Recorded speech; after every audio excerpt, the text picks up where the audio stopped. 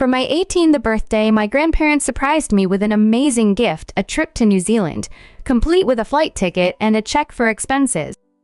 It was an incredible opportunity, especially since I'm planning to major in literature and New Zealand's rich history would be perfect for my studies. However, the joy was short-lived.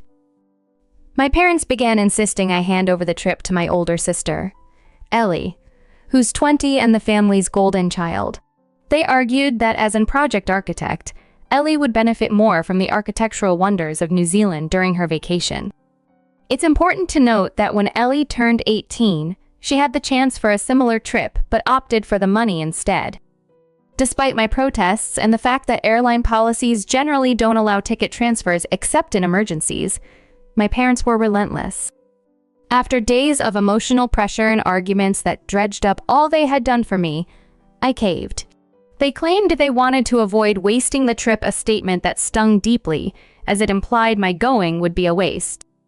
Feeling hurt and weary of the constant conflict, I decided to let them have their way, at least to keep the peace, and because I thought ticket transfers weren't possible. Yet, in a twist of fate, on the day of the flight, Ellie had an accident on her way to the airport. Seeing an unexpected chance to reclaim what was originally mine, I took back the ticket and headed to New Zealand, eager to embrace the adventure that awaited. According to the airline's guidelines, which I had thoroughly reviewed, I didn't think my family could transfer the ticket, but somehow they had managed to bypass those rules. Yesterday, when I was supposed to be on my way to the airport, my sister Ellie ended up with my boarding pass instead. While she was en route, our family received a distressing call from the police. They informed us that there had been an accident involving Ellie. She had impulsively tried to steer the taxi herself, distrusting the driver's route and anxious about missing her flight. This reckless act caused them to crash into a tree. Miraculously, Ellie escaped with minor scratches, but the taxi driver wasn't as fortunate. The impact was severe on his side, resulting in a broken arm and a deep gash on his forehead that required numerous stitches. He decided to press charges against Ellie for her role in the accident. Now, my parents faced the possibility of using their life savings to bail her out and settle with the cab driver to avoid a trial. When I learned about the accident, I blurted out that it was karma for how they had pressured me to give up my trip. The words slipped out in the heat of the moment, and I instantly regretted them. My parents were shocked and scolded me, saying that such a situation was no joking matter. They told me that once spoken, words couldn't be taken back, and now they saw me as selfish. This accusation stung, especially since they had previously insisted the trip would be wasted on me. I tried to remind them of their own harsh words, but they refused to engage with me further and left for the hospital.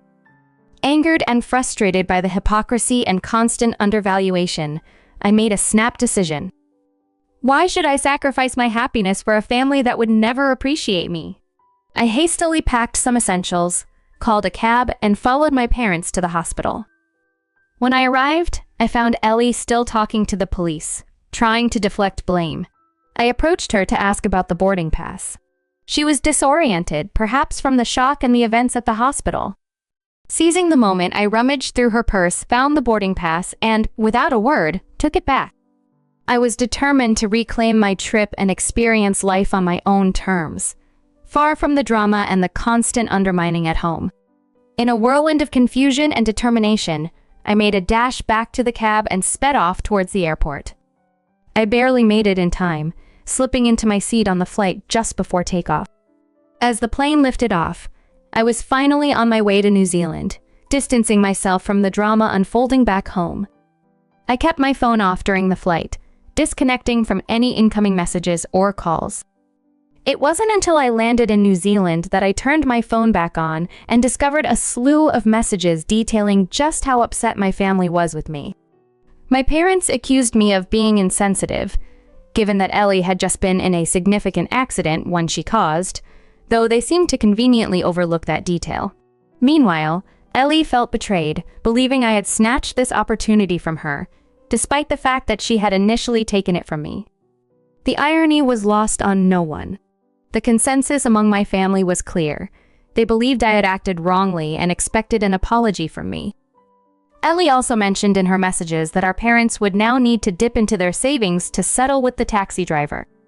This made me reflect on whether I should have stayed and supported my family financially instead of indulging in this trip. I found myself grappling with feelings of guilt, wondering if my actions were indeed selfish. People have asked for more clarity on certain points, so let me explain a bit more.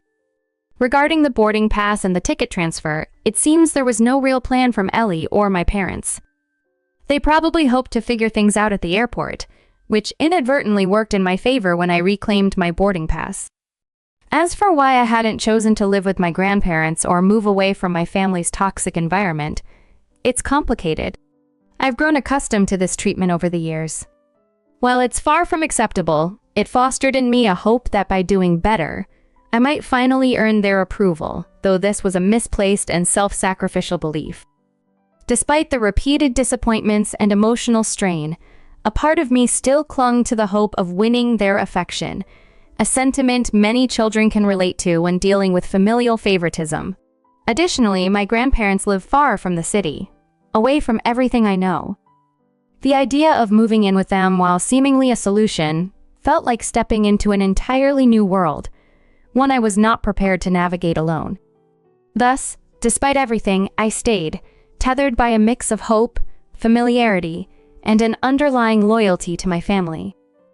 Now, here in New Zealand, away from it all, I ponder these decisions, wondering if the distance might finally offer me a new perspective on what family and self-worth really mean.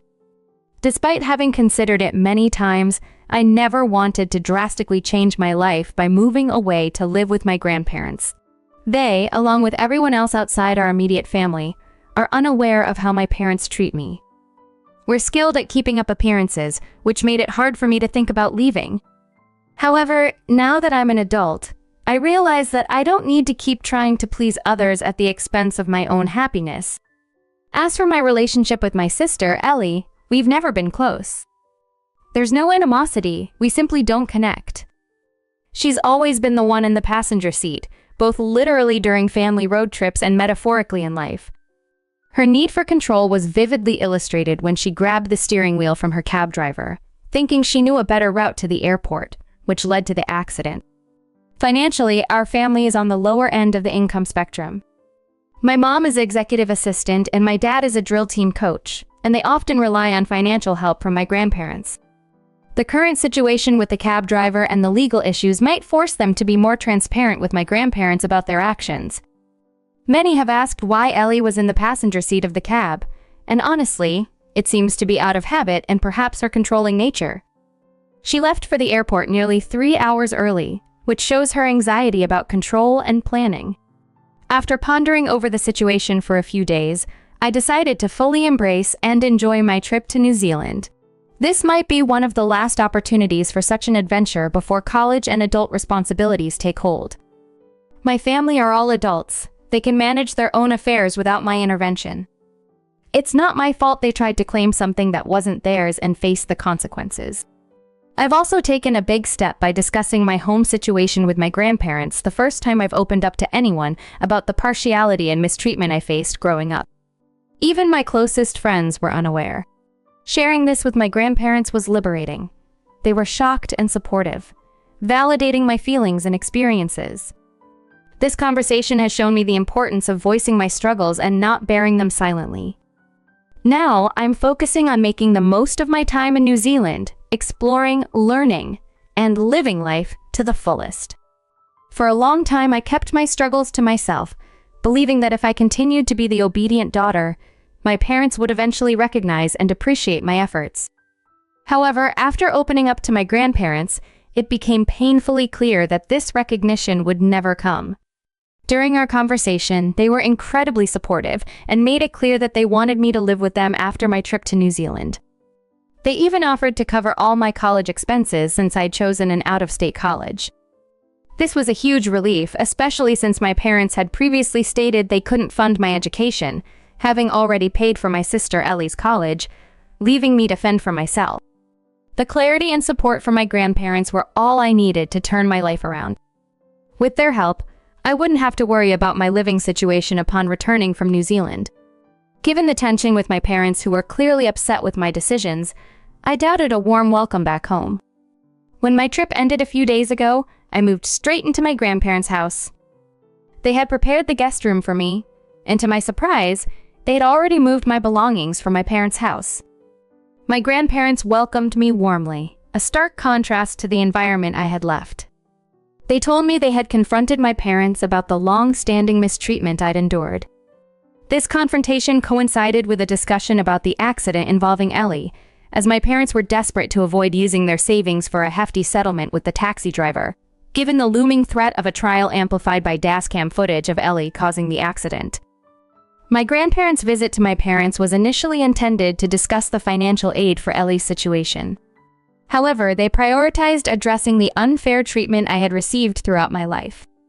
At first, my parents tried to deflect the conversation to focus solely on Ellie's legal troubles, but my grandparents persisted, forcing them to acknowledge their behavior towards me. This bold move by my grandparents was a turning point, ensuring that my voice was heard and my grievances acknowledged. Now, living with my grandparents, I feel a sense of security and validation that was absent in my previous home. I am grateful for their unconditional support and am looking forward to starting this new chapter of my life under their care, away from the unfair pressures of my past. While I was in New Zealand living what felt like the best days of my life, it seemed unnecessary to dwell on the unresolved issues back home. However, my grandparents, wanting to address and understand the full extent of the situation, insisted on discussing it. During this conversation, my parents eventually admitted that they believed I deserved the treatment I had received because, according to them, I had abandoned my family during a crisis. They claimed my actions at the hospital where I retrieved my flight ticket and left for my trip showed that I was indifferent to Ellie's accident and the family's distress. They even accused me of being jealous of Ellie, asserting that she had always outperformed me in everything, and therefore my feelings of neglect were unfounded. My parents described me as entitled and spoiled and declared they were done indulging such behavior. Upon hearing this, my grandparents made a decisive move to distance themselves and me from this toxic environment. They argued with my parents, who then coldly suggested that if my grandparents were so concerned, they should take me with them. My grandparents didn't hesitate. They arranged to move my belongings to their home, making it clear that they were now my primary support system. After arriving back and settling into my new home with my grandparents, they recounted the entire ordeal. Hearing how readily my parents had dismissed me was heartbreaking. Despite knowing deep down that my parents had never truly supported or understood me, it was still a painful realization that they were all I had known for 19 years. The whole situation made me incredibly emotional. I was devastated yet grateful that my grandparents stood by me through everything. Now, I have no illusions about where I stand. I'm living with my grandparents, and this is my new home. They have promised to support me not just emotionally but financially as well, covering all my college expenses. Since returning, I haven't been in contact with my parents or Ellie. I had avoided checking my messages during my trip to keep myself from falling into a worse mental state. Today, I felt strong enough to look at those messages, and unsurprisingly, they were filled with accusations of selfishness and entitlement from Ellie. She expressed relief at no longer having to deal with me, which ironically mirrored my feelings towards her. At this point, the hurtful words from my parents don't even shock me anymore. It's a sad reflection of our entire relationship. But now, with my grandparents' unwavering support, I feel secure and ready to move forward. The toxicity that once overshadowed my daily life is behind me, and I'm focusing on building a future where I am valued and loved, far away from the negativity that once consumed me. After my trip to New Zealand, I received a few messages from my parents criticizing my actions as heartless. They expressed regret for not intervening when I rushed to the hospital to retrieve my boarding pass, suggesting that their failure in raising me properly allowed me to act impulsively. They lamented that despite providing a comfortable life ensuring I was fed, clothed, and educated, I still found reasons to complain about my upbringing. They accused me of jealousy towards my sister Ellie and unjustly casting them as villains. Their harshest words declared that they viewed me as a waste of their time and effort, and they were relieved to be rid of me. These messages hurt deeply, but I had resolved, after talking with my grandparents, not to let their harsh words affect me anymore. So, I blocked them to prevent any further emotional harm and decided it was time to start my healing journey, aiming to move past the trauma and live my best life, though I knew it would be challenging. 3 weeks after returning from my trip, I still hadn't heard anything about my parents or Ellie's situation with the cab driver. I assumed they were still grappling with how to settle the matter financially. Then, unexpectedly, my parents showed up at my grandparents' house. They ignored me as they entered and made their way to the living room. Caught off guard, I lingered awkwardly, but my grandparents motioned for me to join the discussion. Their presence at the table was a clear signal that they supported me, regardless of my parents' likely displeasure. As we all sat down, the tension was palpable. My grandparents initiated the conversation by asking my parents the purpose of their unexpected visit, given that their last interaction had been strained. My parents, maintaining their stern demeanor, began to discuss their current predicament. They were still struggling to gather the funds needed for an out-of-court settlement with the cab driver, who was demanding a substantial amount due to the accident. Throughout this discussion, I remained silent, observing the dynamics and noting how my grandparents handled the situation with a calm and firm stance, reinforcing their commitment to protect and support me in this family crisis. This situation underscored a new chapter in my life, where I no longer lived under my parents' shadow, but was supported by my grandparents, who provided a safe and affirming environment. It was a poignant reminder that while moving on from familial trauma is difficult, it is possible with the right support and personal resolve. When my parents arrived at my grandparents' house, the atmosphere was tense. They made it clear they wanted nothing more to do with my grandparents because they were supporting my decisions. However, before severing ties completely, my parents claimed they had some financial matters to settle. They presented a document detailing the substantial amount of money they claimed to have spent on raising me, asserting that since my grandparents had taken on parental responsibilities, they should now reimburse them almost $200,000. The audacity of the demand left me speechless. It seemed a desperate attempt to diminish us. My grandparents excused themselves to discuss the situation privately, leaving me in an uncomfortable silence with my parents, who pointedly ignored my presence. When my grandparents returned, they maintained their composure. My grandfather stated they would accept the responsibility and repay the amount my parents had spent on me. I was about to protest, feeling this was unjust since my parents were merely fulfilling their obligations, not doing me a favor. However, my grandparents silenced me with a gesture, then proposed a condition. They would pay, but only if my parents repaid every penny they had borrowed over the years from them. The response caught my parents off guard. The look on their faces was one of total surprise, akin to deer caught in headlights. Unable to contain my amusement at their predicament, I excused myself to avoid bursting into laughter. I stayed in my room until after my parents had left. Curious about the outcome, I later learned from my grandparents that my parents had tried to argue, but found themselves cornered by the logic of the situation. In the end, they left angrily, cursing, and clearly humiliated. My grandparents assured me that they wouldn't likely return anytime soon after this debacle. This incident reinforced my belief that leaving for New Zealand had been the right decision. Now, with my departure for college on the horizon, I am looking forward to starting a new chapter. The support from my grandparents has been unwavering, and their ability to handle my parents' antics has proven that they are more than capable of protecting both me and themselves. The fact that my father is their only son does not soften their resolve. They stand firm in their principles. As for me, I am just excited to embrace the future, grateful for the freedom and support to pursue my dreams.